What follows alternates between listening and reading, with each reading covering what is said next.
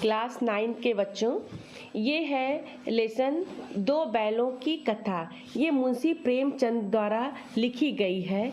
इन्होंने दो बैलों की कथा में एक तरफ देखा जाए तो दो बैलों के माध्यम से प्रेमचंद ने कृषक यानी कि किसान समाज में पशुओं को भावात्मक यानी कि दिल से जुड़े होने का संबंध बताया है। इस कहानी में उन्होंने यह भी बताया कि स्वतंत्रता हमको सहज यानी आसानी से नहीं मिलती, उसके लिए मुझे बार बार संघर्ष यानी कि लड़ना पड़ता है। इस प्रकार अप्रत्यक्ष रूप से यह कहानी आज़ादी के आंदोलन की भावना से जुड़ी है। इसके साथ ही इस कहानी में प्रेमचंद ने पंचतंत्र हितोपदेश यानी हित के उपदेश की कथा के परंपरा का उपयोग और विकास किया है। अब आप लोग इसको समझने की कोशिश करिए बेटा कि जानवरों में गधा सबसे ज़्यादा बुद्धिहीन समझा जाता है। गधा को लोग कहते हैं ना कि गधा है, इसको कुछ नहीं आता है, तो बुद्धिहीन यानी कि बिना बुद्धि का है। जब हम किसी आदमी को पहले दर्जे का बेवकूफ़ कहना चाहते हैं यानी कि कहते हैं कि एकदम से बेवकूफ़ है, उसको गधा कहते हैं। गधा सचमुच बेवकूफ़ है, यह उसके सीधेपन, उसकी निरापद सहिष्णुता ने उसे यह पद भी दे दी है, यानी कि वह सीधा है, इस वजह से कुछ बोलता नहीं इसलिए उसको गधा कह दिया जाता है। इसका निश्चय नहीं किया जा सकता। गाय सींगे मारती है, ब्याही हुई गाय तो अनायास ही सिंघनी का रूप धारण कर लेती है। कुत्ता भी बहुत गरीब जानवर है, लेकिन कभी कभी उसे भी क्रोध आ ही जाता है, किंतु गधे को कभी भी क्रोध करते नहीं सुना देखा है। जितना चाहे गरीब को मारो, चाहे जैसी खराब सड़ी हुई घास सामने डाल दो, उसके चेहरे पर कभी असंतोष की छाया यानी कि वो कभी कुछ भी नहीं कहता। बैसाख में चाहे एकाध बार कुलेल कर लेता हो, पर अपने तो उसे कभी खुश होते ही नहीं देखा।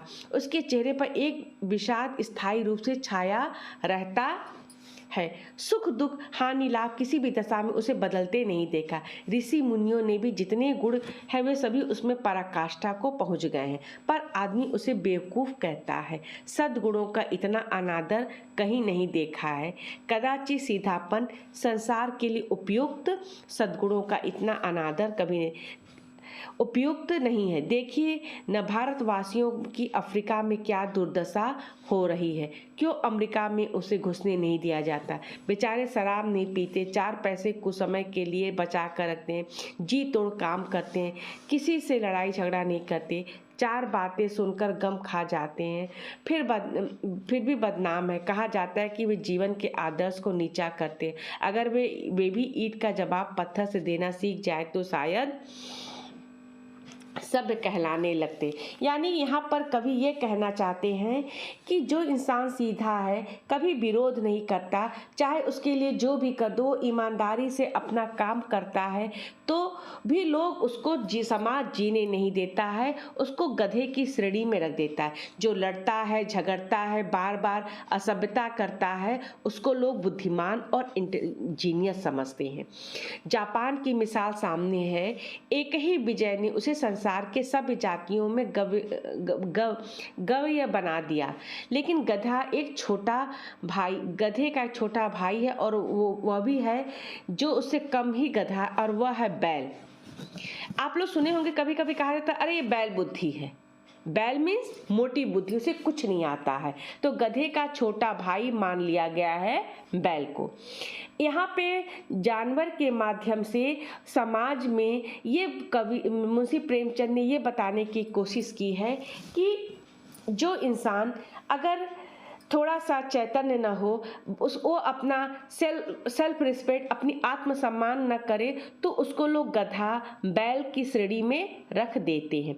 जिस अर्थ को हम गधे का प्रयोग करते हैं, कुछ उसी ही मिलते जुलते अर्थ में बछिया के ताऊ का भी प्रयोग करते हैं। कुछ लोग बैल की शायद बेवकूफ़ों में श्रेष्ठ कहेंगे, मगर हमारा विचार ऐसा नहीं है। बैल कभी भी मारता भी है, कभी कभी अड़ियल बैल भी देखने में आता है, और कभी कई रीतियों से अपना असंतोष प्रकट कर देता है, अतः उसका स्थान गधे से नीचा है। झूरी काछी कि दोनों बैल के नाम थे हीरा और मोती। यानी झूरी काकी के 2 बैल थे जिसके नाम थे हीरा और मोती। दोनों पछाई जाति के थे, देखने में सुंदर, काम में चौकर, डील डौल, लंबे चौड़े। बहुत दिनों साथ रहते, दोनों में भाईचारा हो गया, प्रेम हो गया। दोनों आपस में आमने सामने आस-पास बैठे हुए एक दूसरे से या मुख भाषा यानी मौन भाषा, बिना बोले विचार विनिमय, अपने विचारों का विनिमय यानी आदान प्रदान करते थे। एक दूसरे के मन की बात को कैसे समझा जाता है हम नहीं कह सकते। अवश्य इसमें कोई ऐसी गुप्त शक्ति होती, यानी इनमें कोई गोपनीयता रहती जिसमें जीवों की श्रेष्ठता का दावा करने वाले मनुष्य वंचित है। दोनों एक दूसरे को चाटकर सूंघकर अपना प्रेम प्रकट करते। कभी कभी दोनों सींगें भी मिला लिया करते थे। विग्रह के नाते से नहीं, केवल विनोद के, प्रेम लड़ाई झगड़े में नहीं, प्रेम के भाव से आत्मीयता को, अपनेपन को, भाव को दिखाते। जैसे दोस्तों में घनिष्ठता होती वैसे धौल धप्पा होने लगता। इसके बिना दोस्ती कुछ फुसफुसी, कुछ हल्की सी रहती थी जिस पर ज्यादा विश्वास नहीं किया जा सकता था। जिस वक्त ये दोनों बैल हल या गाड़ी में जोत दिए जाते, गर्दन हिला हिला कर चलते, उस वक्त एक यही चेष्टा होती कि ज़्यादा से ज़्यादा बोझ मेरी ही गर्दन पर रहे। दिन भर के बाद दोपहर या शाम के समय, संध्या के समय दोनों खुलते तो एक दूसरे को चाट चूट कर अपनी थकान मिटा लिया करते। नाद में खाली भूसा पड़ जाने के बाद दोनों साथ उठते, साथ ही नाद में मुंह डालते, साथ ही खाते, उठते, बैठते। एक ही मुंह हटा लेता तो दूसरा भी हटा लेता। संयोग यानी कि एक इत्तेफाक था कि झूरी ने एक बार गोई को ससुराल भेज दिया। यानी उसका मालिक जो था झूरी को, यानी एक को उसमें से झूरी को अपने ससुराल भेज दिया। बैलों को क्या मालूम था कि क्यों भेजा जा रहा है। समझे मालिक न हमें बेच दिया है या बेचा जाना चाहिए। अच्छा लगा या बुरा कौन जाने, पर झूरी के साले गया को घर तक गोई ले जाने में दांतों पसीना आ गया। पीछे हाँकता तो दोनों दाएं बाएं भागते, पगिया यानी जो डोरी बंधी होती है पकड़ करके आगे खींचता तो दोनों पीछे की ओर लगाते, मारता तो दोनों सिंग नीचे करके हुंकारते यानी गुस्सा दिखाते। अगर ईश्वर ने उन्हें वाणी दी होती तो झूरी से पूछते, तुम हम गरीबों को क्यों निकाल रहे हो? हमने तुम्हारा क्या सेवा करने में कोई कसर नहीं रखी है। अगर इतनी मेहनत से काम न चलता तो काम ले लेते। हमें तो तुम्हारी चाकरी में मर जाना कबूल था। हमने कभी दाने चारे का भी शिकायत नहीं की। तुम तो कुछ खिलाया व सिर झुकाकर खा लिया, फिर तो हमें इस जालिम के हाथ क्यों बेच दिए। शाम के समय यानी संध्या के समय दोनों बैल अपने नए स्थान पर पहुंचे। दिन भर भूखे थे, लेकिन जब नाद लगाए गए तो एक भी उसमें मुंह न डाला। दिल भारी हो रहा था। जिस उन्होंने अपना घर साथ रखा था आज उसने छूट गया था। वह नया घर, नया गांव, नया आदमी उन्हें बेगानों से लगने यानी पराये से लगने लगे। दोनों अपनी मुख भाषा में सलाह की, यानी चुपचाप में एक दूसरे को देख के सलाह की। एक दूसरे की कनखियों से देखा और लेट गए। जब गांव में सोता पड़ गया यानी सब लोग सो गए तो दोनों ने जोर मारकर जो उनका खूंटा था उससे अपना डोरी को तोड़ डाले और घर की तरफ चल पड़े। पगहे बहुत मजबूत थे, अनुमान न हो सकता था कि कोई बैल उन्हें तोड़ सकता था, पर वो उन्होंने उसको दुनी शक्ति यानी दुगनी शक्ति से एक एक झटके में रस्सियां तोड़ दी। झूरी प्रातः यानी जो उसका पहला मालिक था प्रातः काल सोकर उठा, देखा कि दोनों बैल चरनी में पड़े हैं। यानी कि वो सब वहां से जो ससुराल से उसके भाग करके अपने मालिक भाग के सब पर आ गए और वहीं जहाँ पे बैल खाते हैं उसको चरनी बोलते, चरनी पर खड़े थे। दोनों को गर्दनों में आधा आधा गरां ये लटक रहा था, घुटने तक पांव में कीचड़ से भरे थे। दोनों की आंखों में विद्रोह में स्नेह झलक रहा था। यानी कि उनकी दीन दशा देख करके लग रहा था कि वो सब बहुत संघर्ष करके भागे थे और वो प्रेम में अपने मालिक को प्रेम में लेकिन देख रहे थे कि क्यों मुझे बेचा गया। झूरी बैलों को देखकर स्नेह से गदगद हो गया, दौड़ को उन्हें गले लगा लिया। प्रेमालिंगन यानी प्रेम से उसने आलिंगन चुंबन किया, उसको पुचकारा दुलारा। दृश्य बड़ा ही सुंदर था, मनोरम था। घर और गांव के लड़के जमा हो गए, तालियां बजा बजा कर उसका स्वागत करने लगे। गांव के इतिहास में यह पहली घटना थी, अभूतपूर्व यानी कभी इससे पहले कुछ नहीं हुआ था कि बाल सभा में निश्चय किया दोनों पशु वीरों के अभिनंदन पत्र देना चाहिए। कोई अपने घर से रोटियां लाया, कोई गुड़, कोई चोकर, कोई भूसी। सब बच्चे लोग ने देखा कि कितना बहादुरी का काम किया। एक बालक ने कहा, ऐसे बैल किसी के पास न होंगे। दूसरे के समर्थन में इतनी देर दोनों अकेले चले आए।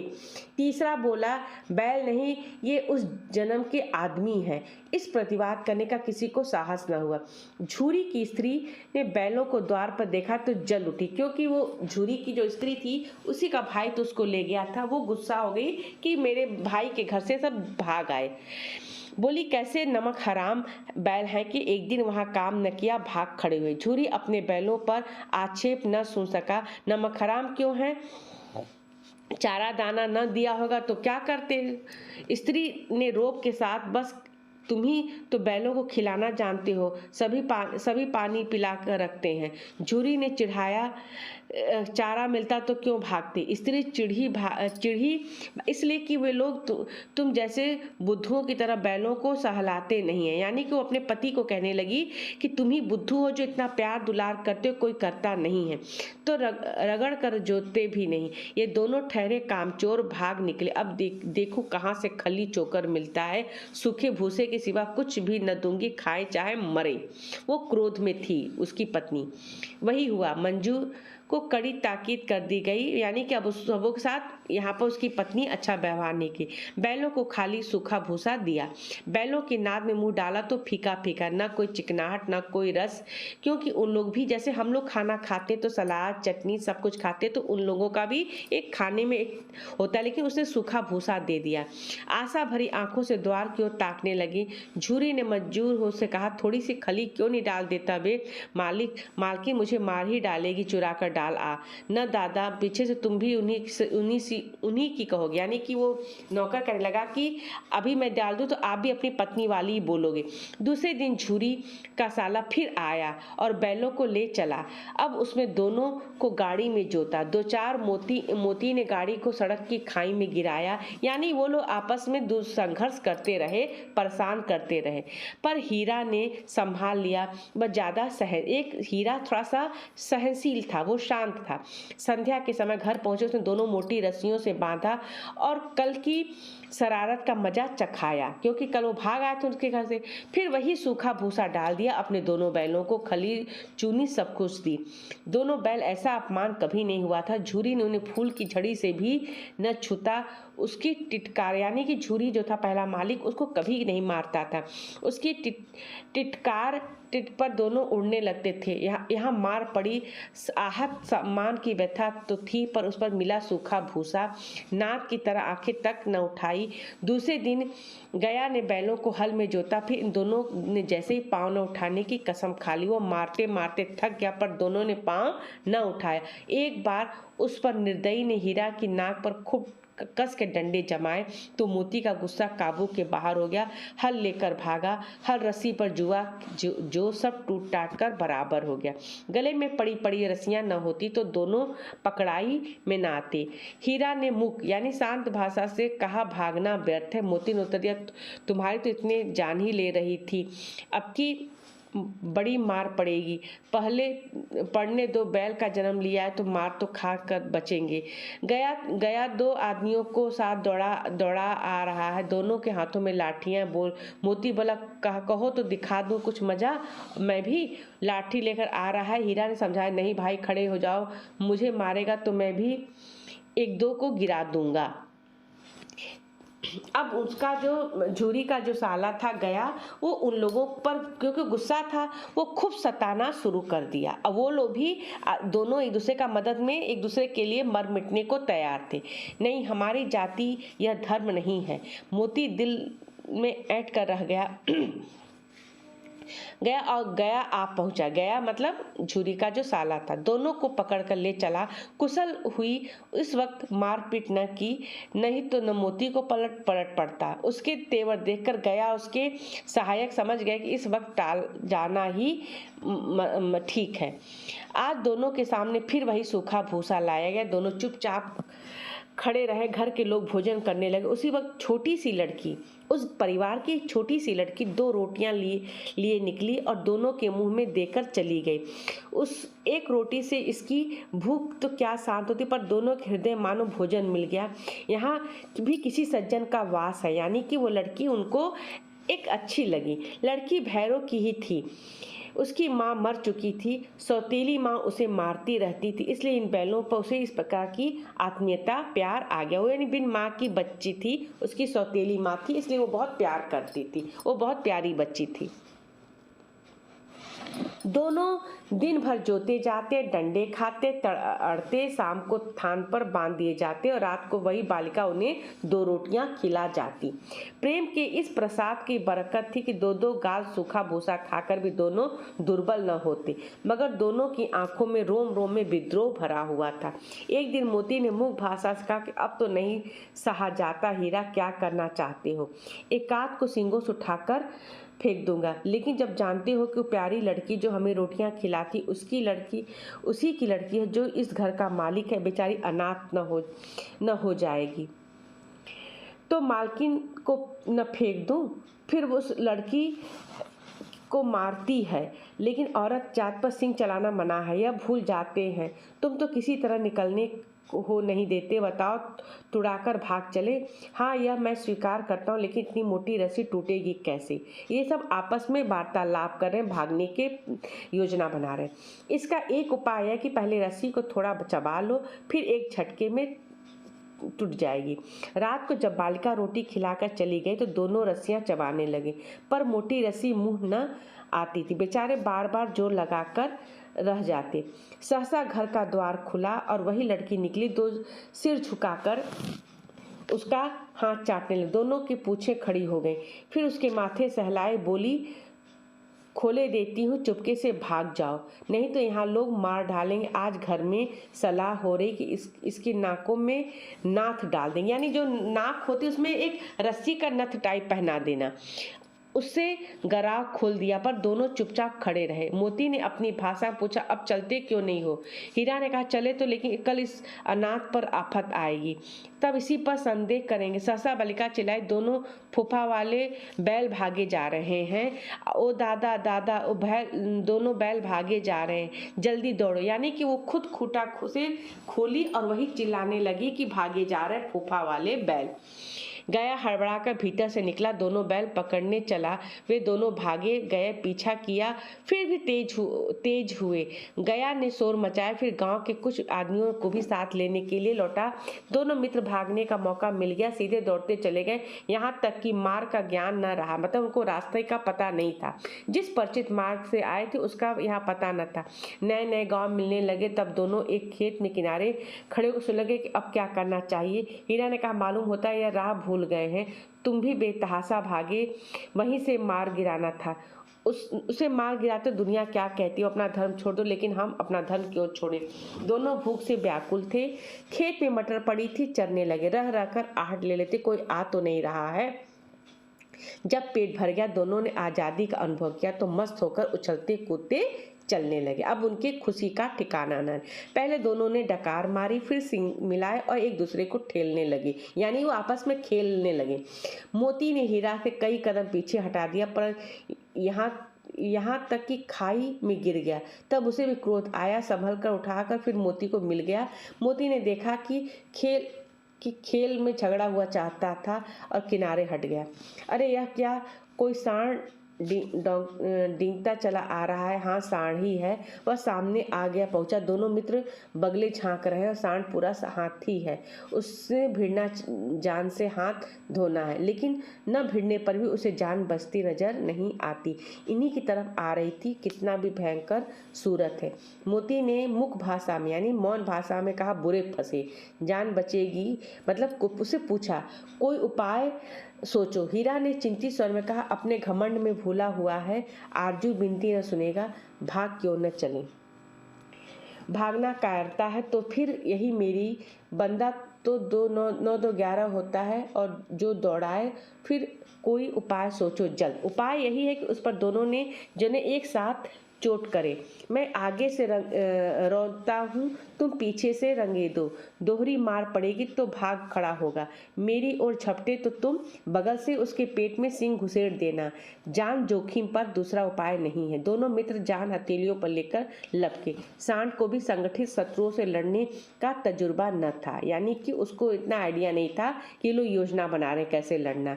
वह तब एक शत्रु मल्लयुद्ध करने का आदी था। जो ही हीरा पर झपटा, मोती ने पीछे से दौड़ाया। सांड उसकी तरफ मुड़ा तो हीरा ने रंगेदा। सांड अवसर न देते एक बार सांड छल्ला के हीरा के अंत कर देने के लिए चला कि मोती बगल से आकर पेट में सींग भोंक दिया। सांड क्रोध में आकर पीछे फिरा तो हीरा ने दूसरे पहलू में सींग चुभा दिया। आखिर बेचारा जख्मी होकर भागा और दोनों मित्र ने दूर तक उसका पीछा किया, यहाँ तक कि सांड बेदम होकर गिर पड़ा, तब उसे छोड़ दिया। दोनों मित्र विजय यानी कि जीत के नशे में झूमते चले जा रहे थे। मोती ने अपना सांकेतिक भाषा में कहा, मेरा जी चाहता तो बच्चा को वहीं मार डालता, यानी सांड के बारे में बातें। हीरा ने तिरस्कार किया। गिरे हुए बैरी यानी दुश्मन, बैरी को दुश्मन, गिरे हुए बैरी पर सींग नहीं चलाना चाहिए, यह सब ढोंग है। बैरी को ऐसा मारना चाहिए कि फिर न उठे। अब घर कैसे पहुंचेंगे वो सोचो, पहले कुछ खा पी ले तो चलेंगे। सामने मटर का खेत था। मोती फिर उसमें घुस गया। हीरा मना करता रहा पर उसने एक न सुनी। अब दो ही 4 ग्रास खाए थे कि 2 आदमी लाठी लिए दौड़े पड़े और दोनों मित्रों को घेर लिया। हीरा तो मोड़ पर था, निकल गया। मोती सींचे हुए खेत में यानी पानी पड़ रहा था, उसमें कीचड़ में वो धंसने लगा, न भाग सका। पकड़ लिया हीरा ने। देखा संगी यानी दोस्त, मेरा दोस्त संकट में दुख में है तो लौट पड़ा। फंसेंगे, दोनों फंसेंगे। रखवालों ने भी उसे भी पकड़ लिया। प्रातःकाल दोनों मित्र काजी हाउस में बंद कर दिए। काजी हाउस होता है बेटा जहाँ पे छुट्टे सांड और जानवरों को पकड़ के बंद किया जाता है। दोनों मित्र जीवन की पहली बार ऐसा साबिका पड़ा कि सारा दिन बीत गया और खाने का एक तिनका मिला। वो दोनों बांध तो गए, इनका ऐसा पहला अनुभव था कि पूरा दिन बीत गया, उनको एक तिनका भी खाने को नहीं मिला। समझ में नहीं आता था कि वो कैसा स्वामी है जो खाने को नहीं देता। इससे तो गया, यानी कि झुरी का साला तो था, वह अच्छा था, कम से कम कुछ दे तो रहा था। यहाँ कई भैंसें थीं, बकरियां थीं, घोड़े थे, कई गधे थे, किसी के सामने चारा न था। सब जमीन पर मुर्दों की तरफ पड़े थे। इतने कमजोर हो गए थे खड़े भी न हो सकते। सारा दिन दोनों मित्र फाटक की ओर टकटकी लगाए ताकते कोई चारा लेकर आता तो हम लोग खाते। तब दोनों दीवार की नमकीन मिट्टी दीवार की जो मिट्टी थी वो नमकीन थी, उसी को चाटना शुरू कर दिए। इससे उनको कुछ तृप्ति होती, भला उससे कहीं होती है दीवार चाटने से। रात को भी जब कुछ भोजन न मिला तो हीरा के दिल में विद्रोह की ज्वाला यानी कि गुस्सा की ज्वाला आग दहक उठी। मोती से बोला, अब तो नहीं रहा जाता मोती। मोती ने सिर लटकाए हुए जवाब दिया, मुझे तो मालूम होता है कि प्राण निकल जाएंगे, यानी हम लोग यहाँ मर जाएंगे। इतनी जल्दी हिम्मत ना हारी भाई, यहाँ से भागने का कोई तरीका उपाय निकाला जाए। आओ दीवार तोड़ डाले, मुझे तो अब कुछ नहीं होगा। बस इसी बात पे अकड़ते थे। सारी अकड़ निकल गई। बाड़े की दीवार कच्ची थी। हीरा मजबूत तो था ही, अपने नुकीले सिंग पर गड़ा दिया। जोर मारा तो मिट्टी का एक चिप्पड़ निकल आया। फिर उसका साहस बढ़ा। इतने दौड़ कर दीवार, वो पीछे दौड़ता और दौड़ पर उसी पर चोट मारता और थोड़ी थोड़ी मिट्टी गिरने लगी। उसी समय काजी हाउस का चौकीदार लालटेन लेकर जानवरों को हाजिरी लेने निकला। हीरा का उजड़पन देख उसने कई डंडे रसीद किए और मोटी सी रस्सी से बांध दिया। उजड़पन मतलब जान गया कि ये बदमाशी कर रहा है तो उसको और मोटी रस्सी। मोती ने पड़े कहा, आखिर मार खाई क्या मिला? अपने बूते पर जोर तो मार दिया। ऐसे जोर मारना किस काम का कि बंधन में पड़ जाए। जोर तो मारता ही जाऊंगा चाहे कितने ही बंधन पड़ जाएं। यानी कह रहा है कि मुझे क्या कितनों भी मुझे बांधा जाए लेकिन मैं अपना संघर्ष खत्म नहीं करूंगा। जान से हाथ चाहे धोना ही पड़े, कुछ परवाह नहीं, यूं तो मरना ही है। सोचो दीवार खुद जाती तो कितनी जानें बच जाती। इतने भाई यहाँ बंद हैं, किसी की देह में जान नहीं है। 2-4 दिन यही हाल रहा तो सब मर जाएंगे। हाँ यह बात और है, अच्छा तो ला फिर भी जोर लगाता हूँ। मोती ने दीवार पर उसी जगह सींग से मारा। थोड़ी थोड़ी मिट्टी और फिर हिम्मत बढ़ी। फिर तो वह दीवार सिंग लगाकर इस तरह से जोर लगा रहा मानो कि किसी प्रतिद्वंदी से लड़ाई कर रहा। आखिर में कोई 2 घंटे जोर आजमाई गई, दीवार ऊपर से लगभग एक हाथ गिर गई। उसने दूनी शक्ति से दूसरा धक्का मारा तो आधी दीवार गिर पड़ी। दीवार का गिरना था कि अधमरे पड़े हुए सभी जानवर चेत उठे और तीनों घोड़ियां सरपट भाग निकली। फिर बकरियां निकली। इसके बाद भैंसें भी खिसक गईं, पर गधे अभी तक ज्यों के त्यों खड़े थे। हीरा ने पूछा, तुम दोनों को क्यों नहीं भाग जाते? एक गधे ने कहा, जो कहीं फिर पकड़ लिए गए तो क्या हरज, अभी तो भागने का अवसर है, हमें तो डर लगता है, हम यहीं पड़े रहेंगे। वो गधे ने ऐसा बोला। आधी रात ऊपर जा चुकी थी। दोनों गधे अभी तक खड़े सोच रहे थे कि भागे कि न भागे, और मोती अपने मित्र को रस्सी तोड़ने में लगा हुआ था। जब वह हार गया तो हीरा ने कहा, तुम जाओ, मुझे यहाँ पड़े रहने दो, शायद कहीं भेंट हो जाए। अब दोनों हीरा और जोरी में था कि उस बंधा हुआ था, तो पहले तो अपने दोस्त को छुड़ा रहा था, नहीं छुड़ा तो बोला कि जो छुड़ा था कि तुम चले जाओ, मुझे रहने दो, फिर भविष्य में कहीं मुलाकात होगी। मोती ने आंखों में आंसू लाकर कहा, तुम इतने स्वार्थी समझते हो हीरा, हम तुमको इतने दिनों एक साथ रहे, आज तुमको विपत्ति में पड़ जाए तो मैं तुम्हें छोड़कर चला जाऊं? हीरा ने बहुत कहा, मार पड़ेगी, लोग समझ जाएंगे तुम्हारी शराफत है। मोती गर्व से बोला, जिस अपराध के लिए तुम्हारे गले में बंधन पड़ा, उसके लिए अगर मुझ पर मार पड़े तो क्या चिंता, इतना तो हो ही गया है, 9-10 प्राणियों की जान बच गई, अब वे सब तो आशीर्वाद देंगे। यह कहते हुए मोती ने दोनों गधों के सिंगों से मार कर बाड़े से, मतलब गधे नहीं भाग रहे थे तो मोती ने अपने गधों को सिंगों से मार के उनको बाहर निकाला। तब अपने बंधु के पास आकर सो रहा था। भोर होते ही मुंशी चौकीदार था, अन्य कर्मचारी भी कैसी खलबली मची कि इसके लिखने की जरूरत ही नहीं। बस इतना ही काफी था कि मोती खूब मरम्मत हुई और उसे मोटी रस्सी से बांध दिया गया। एक सप्ताह दोनों मित्र वहां बंधे पड़े रहे। किसी ने चारे का एक तिनका भी उनके ऊपर न डाला। हाँ, एक बार पानी दिखा दिया जाता था, यही उनका आधार था। दोनों इतने दुर्बल हो गए, उठ तक नहीं, ठठरियां निकल आई थी। ठठरियां में से उनकी हड्डियां दिख रही थी। एक दिन बाड़े के सामने डुग्गी बजने लगी। दोपहर होते तो वहां 50-60 आदमी जमा हो गए। तब दोनों मित्र निकाले गए और उनकी देखभाल होने लगी। लोग आकर उसकी सूरत देखते मन फीका करके चले। ऐसे मित्रक बैलों का कौन खरीदार होगा? सहसा एक दढ़ियल आदमी जिसकी आंखें लाल थी, मुद्रा अत्यंत कठोर आया। दोनों मित्रों को कुल्हों से उंगली गोंदकर मुंशी जी की बातें करने लगा। उसका चेहरा देखकर अंतर्ज्ञान दोनों मित्रों के दिल कांप उठे कि अब कौन और उन्हें क्यों टटोल रहा। इस विषय में उन्हें कोई संदेह न हुआ। दोनों एक दूसरे को डर नेत्रों से एक दूसरे देखने लगे, अब कौन सी मुसीबत हमारे सामने आने वाली है। क्योंकि जब सब जानवर चले गए तो डुगडुगी बजती तो इन लोगों का जो है बेच होता है, इन लोगों की बेची जाती। हीरा ने कहा, गया को घर से नाहक ही भागे, अब न जान बचेगी। मोती मतलब अश्रद्धा के भाव से उत्तर दिया, कहते हैं भगवान सबके ऊपर दया करते हैं, उन्हें हमारे ऊपर क्यों नहीं दया आती? भगवान के लिए हमारा मरना जीना दोनों बराबर है। चलो अच्छा ही है, कुछ दिन उसके पास तो रहेंगे। एक बार भगवान ने उस लड़की के रूप में हमें बचाया, अब क्या अब न बचाएंगे? यह आदमी छुरी चलाएगा, देख लेना।